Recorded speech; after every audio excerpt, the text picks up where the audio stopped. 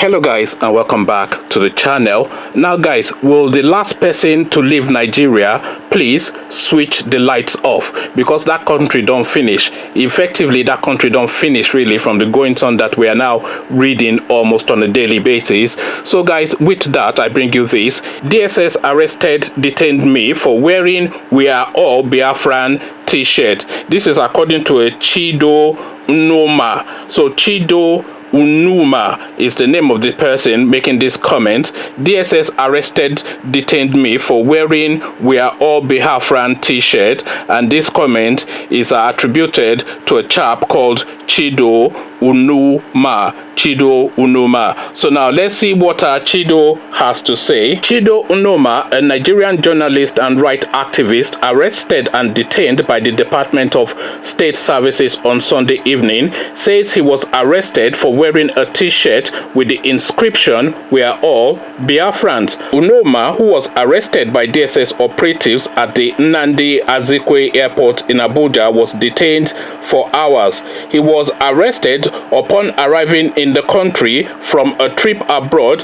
at 5 p.m. on Sunday and released about 5 hours later. DSS denied Unoma from seeing his lawyer or any member of his family. Speaking late on Sunday after his release, Unoma said he was told he was arrested because he wore a t-shirt with the inscription "We Are All Biafrans."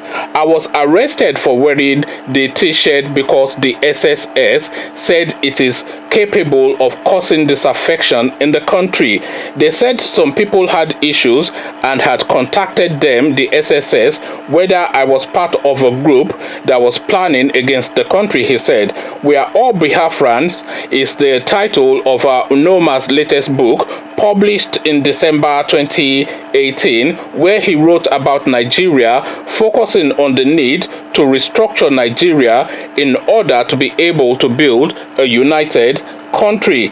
The author has no known links with any of the Biafran groups and has opposed the breakup of Nigeria, calling instead for a restructured country where power is devolved to its constituent parts. The DSS has yet to make an official statement on the arrest of the journalist, and there is no indication it plans to file charges against him. So now, wearing a t-shirt now is now a criminal offense within the Nigerian state. So jittery are these people, afraid of their own shadows. But then of course, if they are occupying the state almost effectively illegally, because of course that election, a lot of people are of the thought that it was rigged. So if they have no confidence in the will of the people for them to be there, then of course then this is now what you would see. This is the repercussions of that lack of confidence, because they know in their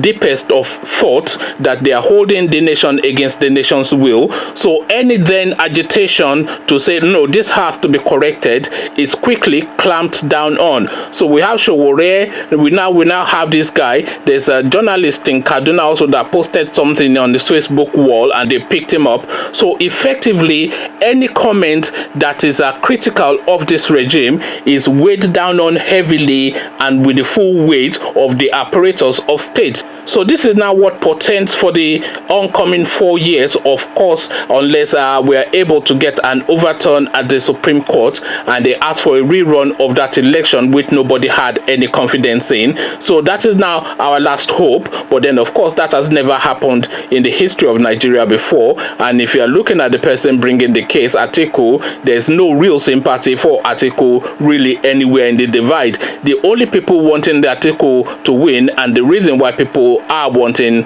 Atiku to win, is just really to remove ourselves from the clutches and the vice grip of Malam Buhari and his cabal. It's not that anybody has any confidence in Atiku. No, I have no confidence in Atiku. You listening to this have no confidence in Atiku, but an Atiku will be better than a Buhari, because under Atiku at least you'll be able to voice your opinion and he can answer back, because at least he has the education and the intellect to argue his own corner and defend himself, and not use guns as a form of defense to hold you at gunpoint for having a point of view. So now, wearing a t-shirt is now illegal in the Nigerian state. Is the new law that we have now fallen to within our country. Come discuss all this with me in the comment section. So guys, I came across this story of the DSS denying or explaining the Chidi Inoma arrest after I had completed that video.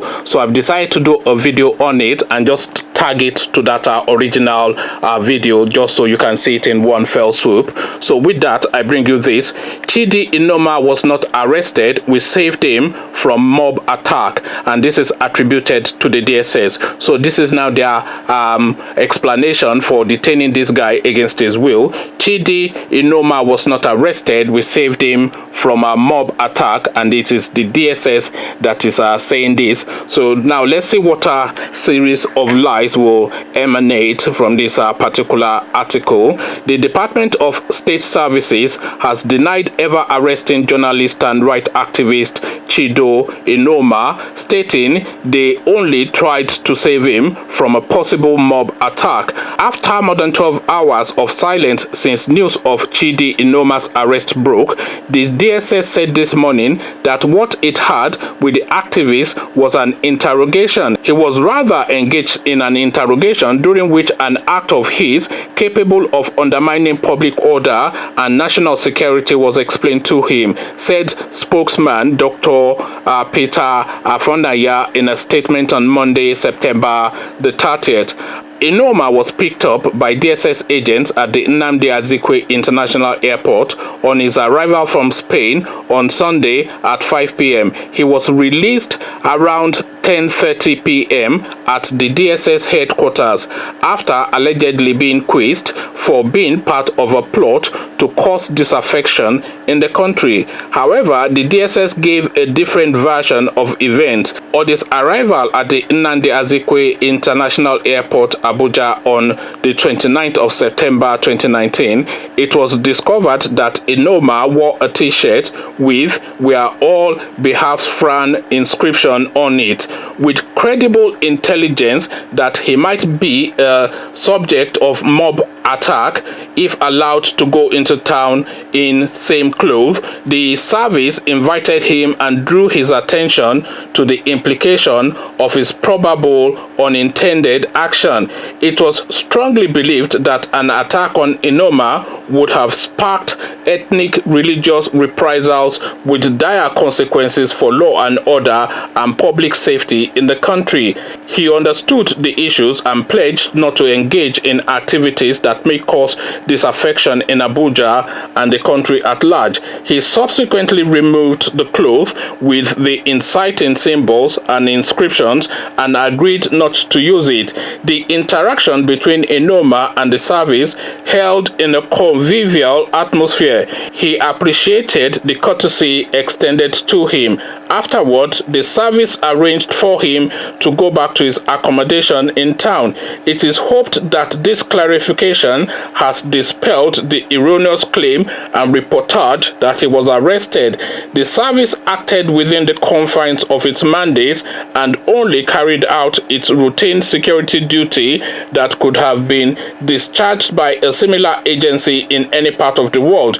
It is not out of place for concerned security agencies to have sought clarification from a traveler concerning a subject of security interest. The DSS reaffirmed its avowed commitment to the rule of law and protection of citizens and national critical assets, Afonaya said. So now, it is that last statement really that is the one that really makes people laugh the most. So it says the DSS reaffirms its avowed commitment to the rule of law. Well, if you are committed to the rule of law and you have a court order to release somebody, then you will release him, because that, of course, would then be you being committed to the rule of law. But then, of course, if the court says release somebody and you say that you are above the law, therefore you will not release it, then you are, of course, not committed to the rule of law. So that is a self-negating statement right there. That is a statement that is defeated by your actions, because your actions, of course, is completely contrary to that statement, and we have seen it severally and copiously, where you just completely ignore directives from the, not even directives, orders from the court, and you do as you will. So that then, of course, is not then a commitment to the rule of law. That is you setting yourself outside of the law. So conversations in the comment section, as I said. But before you come have this conversation with me in the comment section, click on the red subscribe button so it turns gray. Bell button notifies you every time I drop a new video. Then come tell me how low you think things can go in the Nigerian state in the comment section. So I'll leave you here, join you there. But here I say peace.